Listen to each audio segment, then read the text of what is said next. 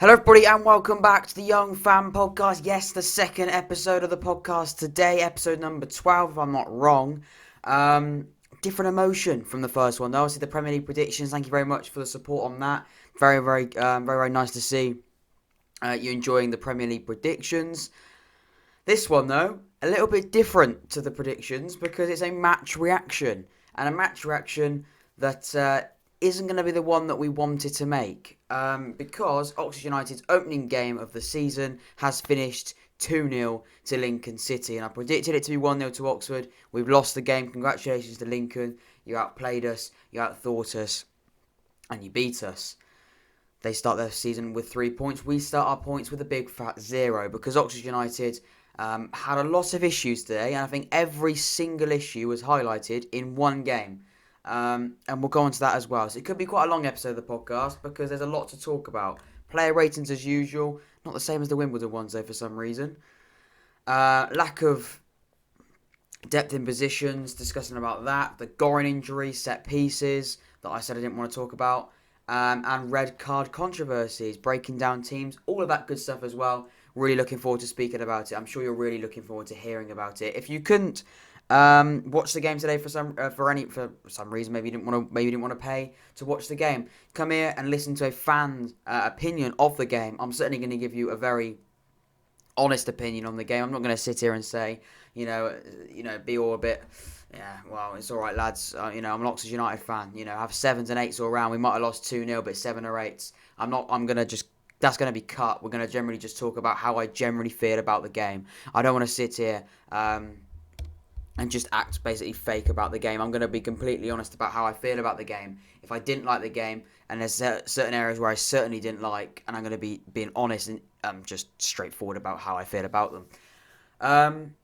So yeah, let's crack on with it really. I don't really want to, this podcast I want to keep positivity. Of course you want to be positive on the podcast, but when you're doing a match reaction of a 2-0 defeat in the opening game of the season in a game in which you played absolutely horrifically, positivity is really, really difficult to bring out. So sorry about that, but unfortunately you're going to get an honest opinion, and hopefully that's what you want as fans and as just general, as entertainment, I guess.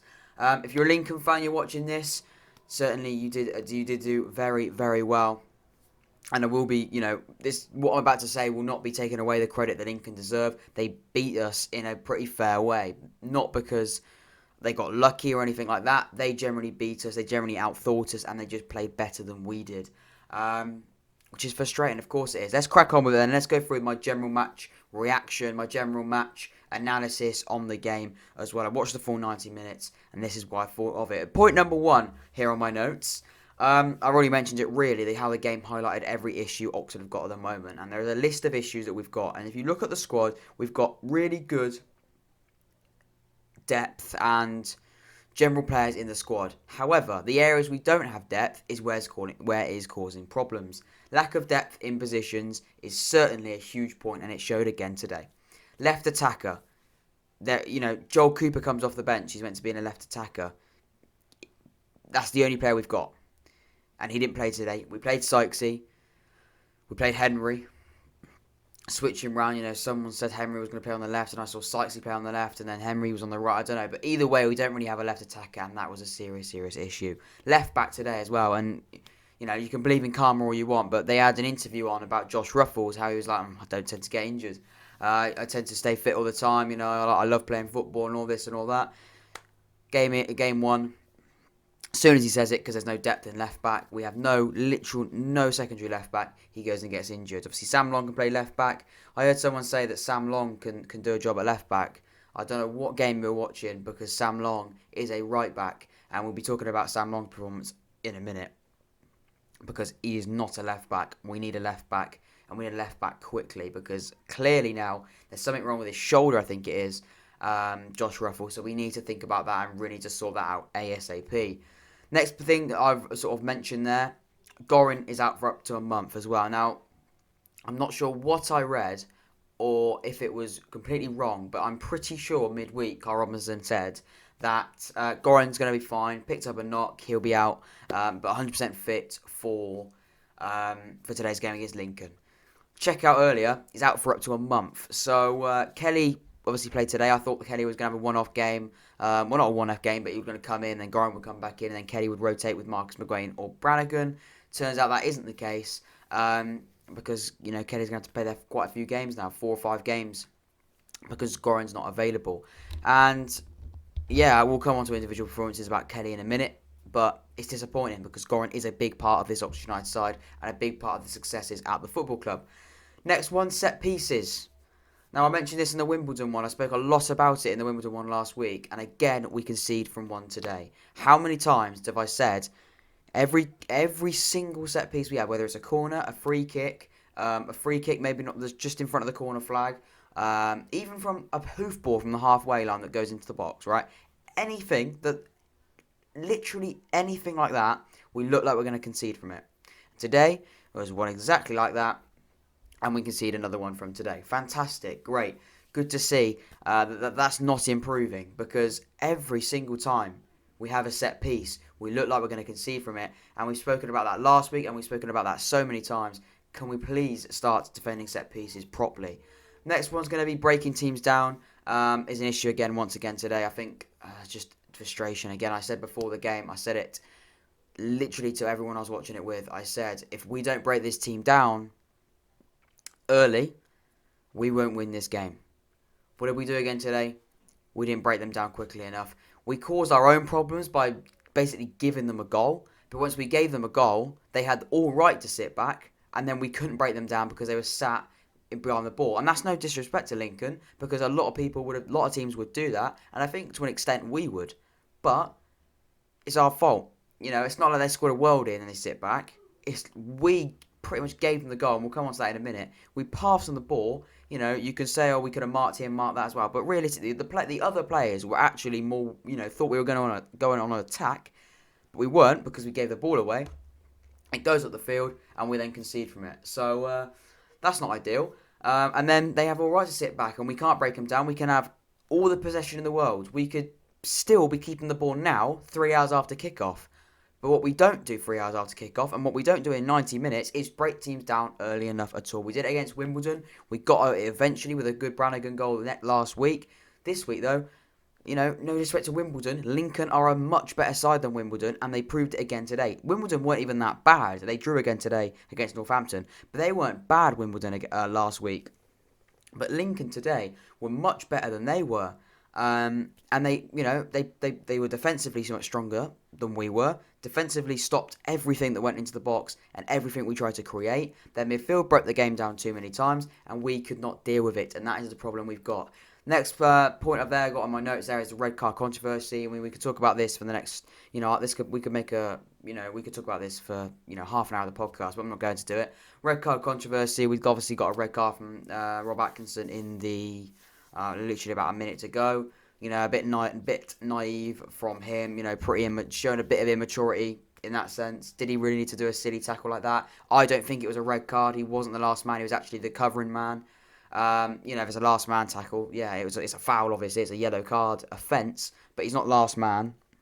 And the ball was actually moving away from the goal, so it's not a clear opportunity. But we can go through the rule book. We can bring out the rule book for the next episode of the podcast if you want, and we can talk through all of that. At the end of the day, it's not a straight red card. It's a sending off because he's already booked, and that's another booking, so he should be off the pitch. But it's a silly tackle. It's not like we're going to win the game with a minute to go and they're coming forward on a counter-attack. The whistle literally went when they got the flipping corner that went. I think it was a corner. It was a goal kick that they got from when they hoofed it up, gave a goal kick, and before they even took the goal kick, that was the game anyway. So the game finished then, and we had a straight red, which I'm pretty sure is a 3-match ban. We can appeal, of course. We could do the silly thing about, we want to appeal, that's not a ringing, and then it gets cut down to 1 to 2 games. Either way, though, it's a silly challenge. Even if they had scored from that at 3-0, the only difference is the goal difference is going to be slightly affected. But the ball, like I even mentioned earlier, wasn't going towards the goal anyway. So a stupid tackle. Brannigan pulled out of the tackle, which was before Atkinson, because he knew there's literally no point in tackling him because we're 2-0 down with literally about seconds to go. He makes the tackle, which, if that was in any other situation, you have to applaud for taking one for the team, but not when you're 2-1 down. It's not like we're holding on a 1-0 lead, or it's 1-1 even, and we're trying to hold on for a point there, which would have been a good point. It's not like that. We're losing 2-0 with 30 seconds to go, and we're just doing some stupid thing where we start to go through him. Not as bad as going for him, not like a red card tackle, not a leg breaker, but still it's a stupid tackle. And, he's not stupid. He obviously knows he's been booked. And then he goes and gets sent off. So, fantastic. Absolutely brilliant. And now that could be a 3-match ban, which means we've now got John Messinio playing for the next 3 games. Whether or not the appeal goes through or not, I don't know. And we now have literally, again, I'm pretty sure, no centre-back cover. I'm pretty sure other than that. I'm pretty sure we have, obviously, Nico Jones as a youngster, but there's rumours about him going out on loan. Can he now go back on loan? If we play John Messinio, I know this is looking in advance. I said we weren't going to talk the red card, and now we are. But, if Atkinson goes and goes and, it does have the 3-match ban and John Messinio plays and one of our centre-backs in the next 3 games goes and pulls a hamstring or goes and gets a knock like Josh Ruffles did, I don't know how long he's out for, but, misses the next, weeks or even matches, I guess that is in weeks, who are we playing centre-back? Nico Jones? Well, we'll speak about that in a minute. And that's not disrespect to Nico Jones. I think he can do a job, but, if we're in the process of loaning him out, and now we're like, hang on, Nico, we can't loan you out because our centre-half's got a 3-match ban and we need you for cover. More issues to worry about than that, but certainly one to think about because that's not ideal at all. Anyway, that's all the notes. I don't think I'm going to go into too much detail. I think going out for a month's an absolute huge blow. I think lack of depth in positions is completely normal. Obviously, they are trying to bring in a youngster on loan under 21 because that doesn't affect the squad registration. But we can. It's going to be interesting. Who are we going to bring in? Is it going to be Nathan Holland again? Probably not. Is it going to be anyone like that? Probably. We need some left wing cover. We need some help up there. We need some attacking pace. We have little pace. And I was speaking to this again before the game as well. When you think of the attackers, we don't really have that lightning pace. Some managers say you don't need that. Some people say you do. In my opinion, in this league, that is what can edge you between being a good side and an excellent promotion-winning side. Today, we look like a mid-table side at best. I'm not going to lie. We looked pretty average. We go through each player. Sykes isn't rapid. He's probably the quickest out of all of them, but he's not rapid. Matty Taylor is a poacher. He's a finisher. He's fantastic at finishing when you give him the delivery, but he's not going to, take 4 players on, dribble around them and slot one home from, running from the halfway line with blitzering pace. He's a fantastic finisher of the ball. You get him in the positions, you whip the ball in, he's going to poach it and send it home. That's what Matty Taylor does. He's an out-and-out striker, which is what is very, very difficult to get in League One, but he hasn't got that blistering pace. Joel Cooper, we haven't seen much of him, to be honest with you. We haven't seen enough of him for me to be like, he's absolutely rapid. I think he is quite quick from what people are saying, but we haven't seen it. And he didn't play today, really. He came on with about 10 minutes to go, but, it's too late by then. Derek Ossie, he's not... Well, he's quick, but he's not a striker, really. That's not where he looks like he's going to be playing. It looks like he's going to be playing off the left or off the right. You've got Dan Adji, strong.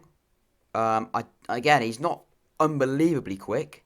Who other strikers have we got? I mean, we have signed a new striker, and I didn't mention it, and I've forgotten his name. Is it Winnell?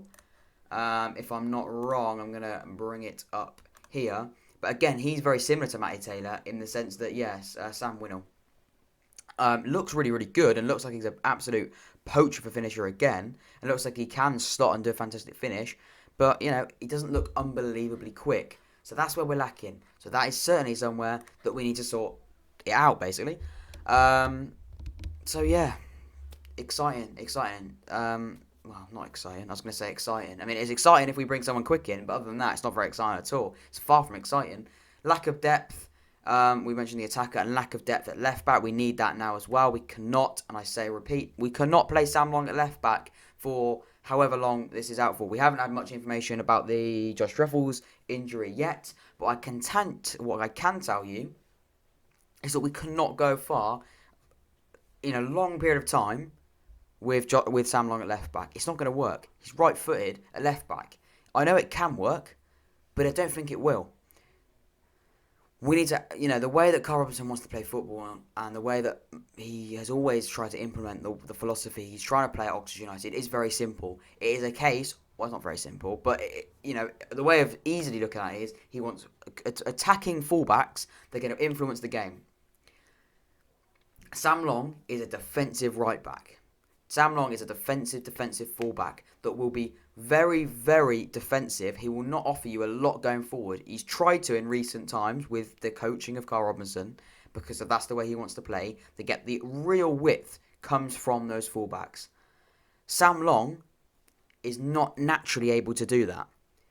But you add a player that we will 100% give time to still learn that role, and he is certainly improving. You look at Sam Long 3 years ago before Carl Robinson. He was your fullback. He would not very rarely come higher than the halfway line. Now he is certainly trying to do that. He's not the quickest of players. He can't run onto balls that the flipping wingers just absolutely lined it, and he's not gonna run the whole way around the pitch and try and find him. But what he's going to try and do, and what he's going to do is learn and how to do that, and he's going to continue to learn the philosophy. Now, play him left back and try and teach it. I mean, that's like taking a subject at school. I don't know. It's like I'm trying to think of an analogy to do that. But it's like you've only just taught him one thing, and now you're like, right, let's do it the opposite side. He's still trying to learn this way of doing it. He's still trying to get more attacking threat going forward with Sam Long. And you're now telling him, right, you'll now cover at left back. I'm sure he can do it, and I'm sure he will do it. And he's a very, very useful player, Sam Long. And so many times, a lot of the time, people have sort of brushed Sam Long under the carpet and said, nah, he's not good enough. He's a fringe player. And whatever that is. And, sometimes in his performance today, you did sort of feel like he maybe, he could have done better in times. But what you have to remember with Sam Long is it works his socks off for Oxford United. He knows Oxford United so well that he will do anything for the football club. So, you can say what you want about Sam Long, but what he is going to offer you is going to offer you legs, and he's going to offer you passion, and he's going to know exactly what it means to wear that yellow and blue shirt. So, all in all, I think we do need depth at left back. Sam Long, in my opinion, can't be the depth at right back and left back. If Sean Clare goes and gets an injury, from what it looks like, he picks up a few bookings. So if he gets a few bookings and he gets suspended for a few games, what are we going to do then? Because we've got one player covering two positions, and all our other fullbacks already out now. So we've now got no cover at right back now. So fullback is a certain area of strength. A weakness where we need to strengthen. Because if you're going to use one player to cover, that's fine if you've got two players that aren't going to get injured, and all that. And I understand, before this, Josh Ruffles hasn't been injured for a long period of time. But now he is. We're looking at each other and going, right, what are we going to do now, lads? Because we've got one player that covers both left back and right back. We've now got a left back that's injured. And we've now got a right back that's now going to have to play until Josh Ruffles is fit. It might be a case of Josh Ruffles being out for, being fine for the next game next Saturday against Sunderland, which I blooming hope he is, because we're going to need him that game. And we'll come on to that in the preview, and I'm probably going to mention it in this episode of the podcast as well.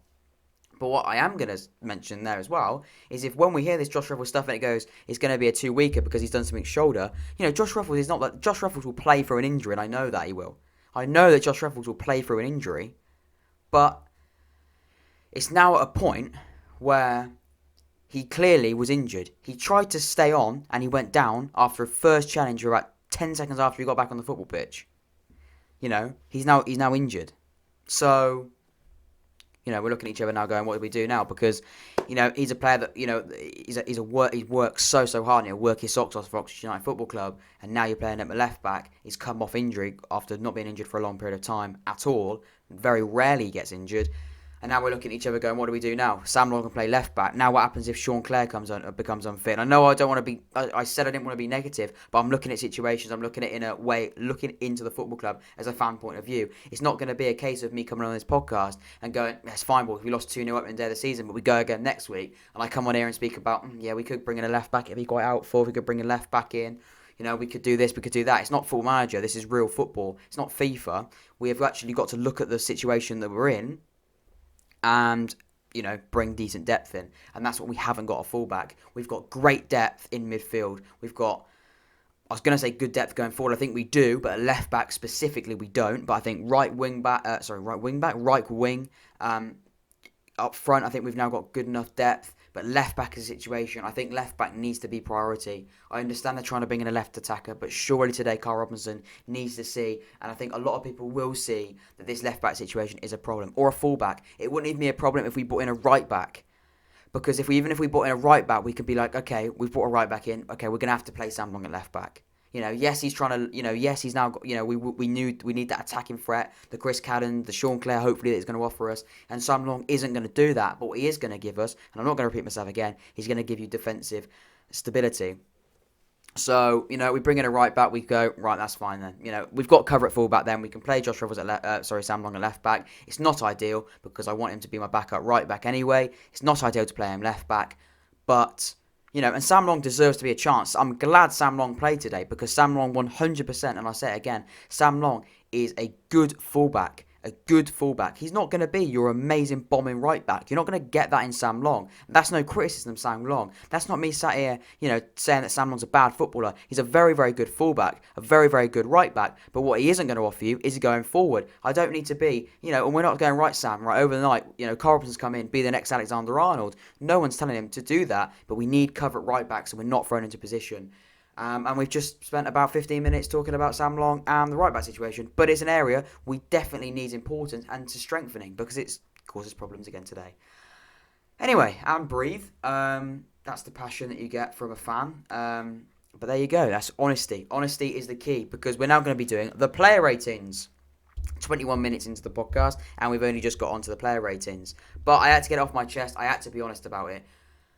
Because ultimately, it will cause us problems going forward in the long run. We'll have more information about that Josh Ruffles injury. Hopefully it's not long-term, fingers crossed. If it's not long-term, I could have just spent 15 minutes wasting my time. But have I? Because we do need cover at left back. We really, really do. And I might have exaggerated slightly in that in the last couple of minutes when I was talking about it. But, to be honest with you boys and girls and fans of Oxford United and fans of football, this isn't ideal. It's not ideal. We need cover. But anyway, let's try and get onto the player ratings and calm down. It's only the opening game of the season. Plenty more games, of course, for Oxford United this season. Plenty more games. This is only the first one, but it's frustrating. We need to start it, and we desperately wanted to start this season with a win, and it hasn't been the case. But we move on to the player ratings.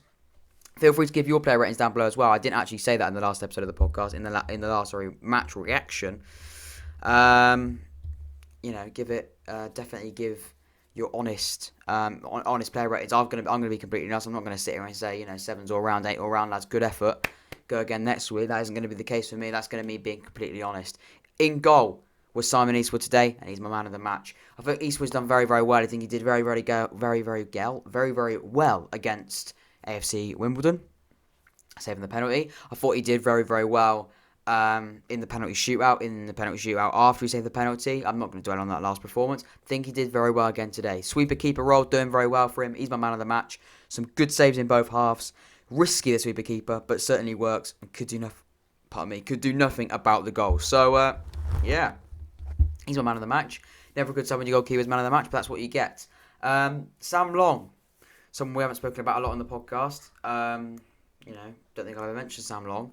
I actually generally love Sam Long. I generally love Sam Long in terms of he's a right back. He's an out-and-out fullback at Oxford United. I love what he offers. And I can't believe what I'm at. I'll give him a 4 out of 10 after I've just backed him up. The reason why I've done that and the reason why I've backed him up is because I know what Sam Long can offer. And I know Sam Long is a quality footballer at times. And he generally can offer so much defensively in a back line. And he's an Oxford boy through and through. For today, he wasn't brilliant. He didn't offer anything going forward, as well as you mentioned it, blah, blah, blah, blah. He failed to win the header for the thing, which I think is quite harsh looking back. I maybe should give him a 5. I mean, it's a 4 or 5. We could go 4.5. It's a 4 or 5. I mean, 6 is average. I don't think he was average, but I don't think anyone, not many players are average. He's a 5 or a 4, a 4.5, to be honest with you. He wasn't great today, but he was okay. But he wasn't brilliant. But that's what you get with Sam Long sometimes. I'm going to give him a 4. No, I'm not. I'm going to give him a 5. I'm being a flip-flop. I'm giving him a 5 today. I've put in 4 on the notes. I'm changing that to a 5 because actually, you have to bear in mind, he changed fullback. He went from a right back to a left back. He had to adapt. He did sometimes put some decent balls in the box as well. I'll give him a 5, to be honest with you. I think 5's okay. 5 just below average, which I think is fair for Sam Long today. Rob Atkinson, I'll give him a 3.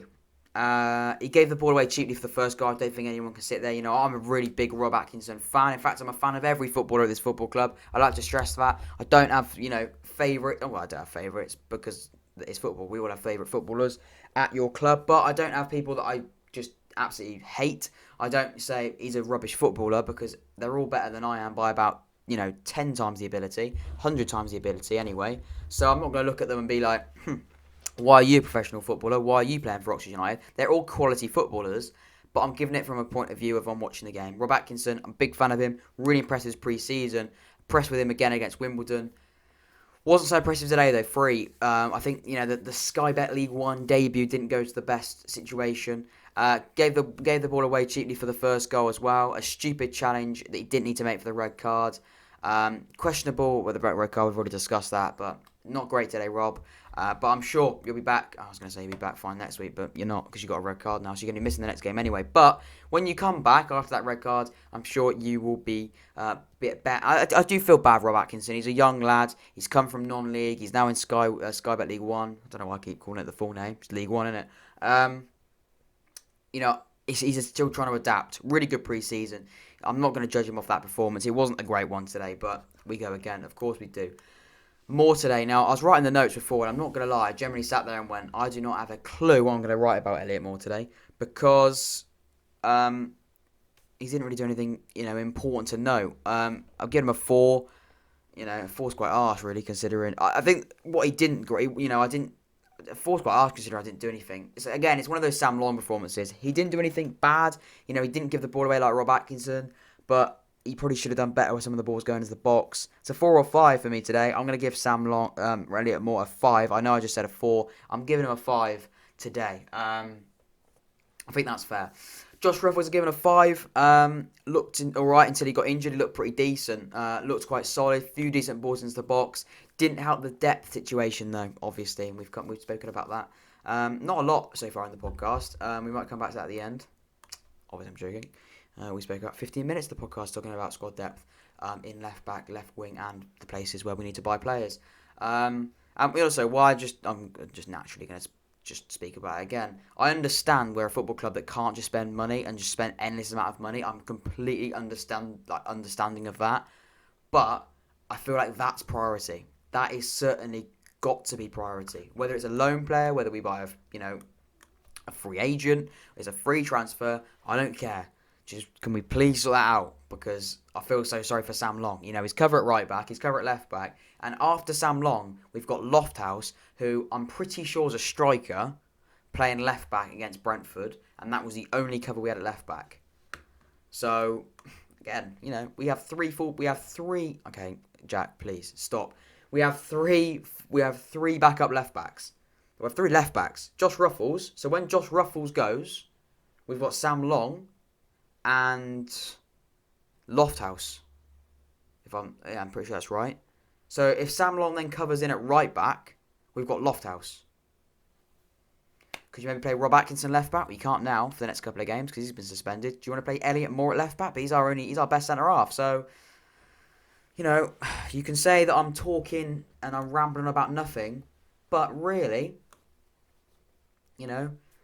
it's a situation where we have 3 left backs, three players that can play at left back, and we're already having to use one of them because the other player doesn't play now. So what do you do now? Play the 18-year-old striker at left back? That's going to be interesting to see. But hopefully Ruffles is fine. They ain't got to worry about it. But I'm just saying in the long run, it's not great, is it? But anyway, Kelly, centre mid, I've given him a 5 today. Key, decent tackles. Didn't affect the game as much as we wanted him to do, of course. Kelly, really like Kelly. Generally, really, really like Kelly. A few decent passes here and there, but didn't give us really what we wanted. We wanted to help him more. I think when we didn't have Goran and we played Kelly today, I think what we were going to get from Kelly is those quick passes, quick give-and-go passes in that midfield. We didn't get that today, unfortunately, from Kelly. You got yourself a 5 out of 10. Decent tackles, though. Quite impressed with that. Marcus McGuane's got a 4 today. There'll be no flip-flop rating for Marcus McGuane today. Didn't give us what we wanted at all. Pre-season, he looks so good, and that's why you don't judge your season off pre-season. While we finish talking about Brannigan, Brannigan, 6 today. Didn't influence the game as much as we know he can.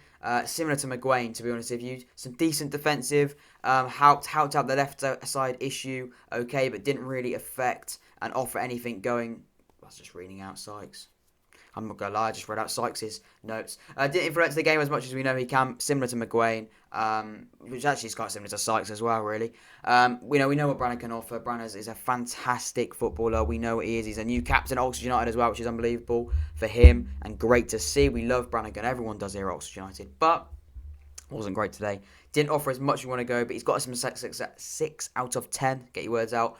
Average performance, I think, from Brannigan today. Nothing unbelievable, nothing awful. 6 out of 10, average performance. We expect better, but it's a 6 out of 10 from Brannigan today. All of his passing was very, very good as well. Sykes has got a 6 out of 10 today, and the reason why he's got a 6 is pretty much because of his defensive help. He helped out on the left side issue as well. We've already discussed that too much, but didn't really offer anything going forward. Did have a decent chance though. He did have a decent chance. He let the ball go literally to the byline and then shot. And the goalkeeper, who we haven't mentioned yet, and that should have been in my notes. I've completely forgotten about it. Palmer for Lincoln. What a player! What a goalkeeper on loan from West Brom. What a keeper. There's some of the saves he made today. And as soon as he made that double save, I think everyone was like, every Oxford fan was like, yeah, we ain't scoring today, lads. We can switch that off. We can turn that off.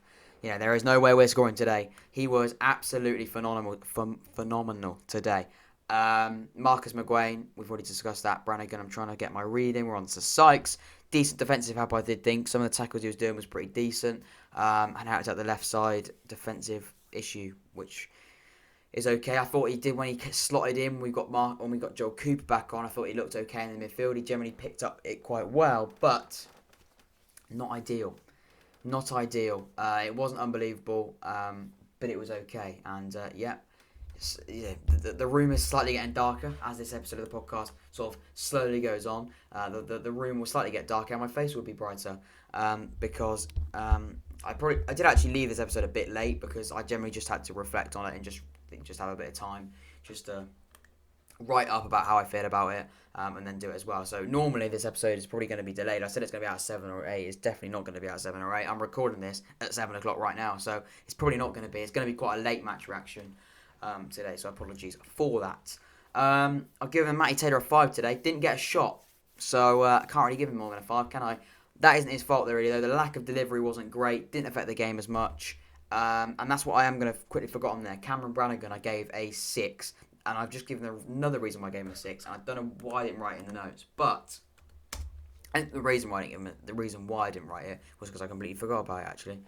But I think the reason why he got a 6, in my opinion, and why I gave him a 6 when I was doing the ratings, was he actually had that strike from outside the box, a really good long-range strike, which basically was a way of showing to his teammates, this is probably the only way we're gonna break this side down, because if we start panicking them with some long range shots and one of them just goes in, or one of them just goes in, that was at 1-0 he did that.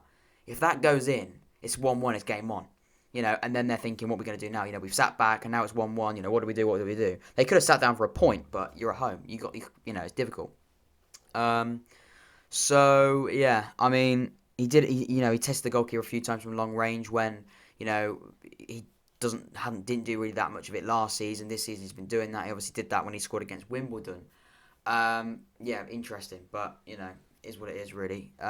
Brannigan, that's why I gave him a 6. I forgot about that. Sorry. Taylor, already sort of done it. Didn't really fit the game. Didn't really get a shot. He's got a 5, pretty average. Henry, I'll give him a 6 today. I actually gave him a 4 if I'm not wrong. In the Wimbledon one, decent balls in the box. I thought today whipped some decent balls in. And I think what we needed from that player, and especially Henry, because we know he can do it, was when instead of just sort of getting the ball to the feet on the edge of the box, just 3 meters away from the box, instead of thinking dilly-dallying about with what we're going to do with it, instead of just quick thinking, just swing it in the box, swing it straight in the penalty box, and then we cause problems. And that's what we need to do more of, and I think it's what Henry did well today. If we could win the header, and the defending from Lincoln wasn't so good, then we maybe could have done that. But unfortunately, they had some quality centre backs, some quality defending really. Whether or not they're always like that, we'll never know, or we will know if they're consistent like that through the entire season. But it's what it is, really. I thought Matty Taylor looked pretty decent. I think Matty Taylor, what am I on about? I've completely lost it. Henry looked pretty decent. So yeah, not a bad performance from Henry, but we lost the game 2-0. I haven't actually listened to the Carl Robinson reaction to it. I'll probably listen to this after. It wasn't actually on Twitter when I started recording this, or it might have been, but I wasn't looking for it hard enough. But anyway, that's where I'm going to sort of wrap up the reaction for today. Not a positive one. I don't like being negative here on the podcast. What if you want a positive one? Listen to the reaction for the Wimbledon game a week here today. That was much more positive. We won that game on penalties. My predictions video earlier today as well. Check that out if you haven't checked that out already. Premier League predictions. If you haven't checked out my League One predictions, well, there you go. I predicted Lincoln to come about mid-table, and I did say they're going to be ones to watch. Though I did say that, but I didn't put them much higher than that mid-table. I put Oxford third, and we beat it 2-0 today. So already the predictions are going well, and the Premier League predictions as well have been, which as well. And that reminds me, what is the score at Leeds versus Liverpool? I'm going to say at Leeds. It's not at Leeds at all. It is 4-3 to Liverpool. We're in +3 of injury time as well. Right. 4-3. Unbelievable. What a start to the season that is for Liverpool. And, what a start to the season for the neutrals as well. Obviously, Arsenal won 3-0 as well. I don't want it's an Oxford reaction chat. Why are you talking about this? Crystal Palace won and Liverpool are winning as well. West Ham and Newcastle have still got to play today as well. So,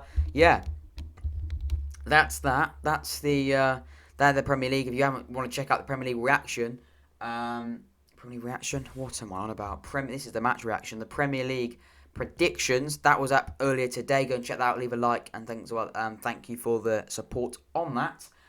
Leave a like on all the episodes as well. That would be much appreciated. Subscribe to the YouTube channel, the Young Fan Podcast, and have a notification bell on so you never miss an episode of the podcast. You don't want to miss any of the content that we bring out on the podcast.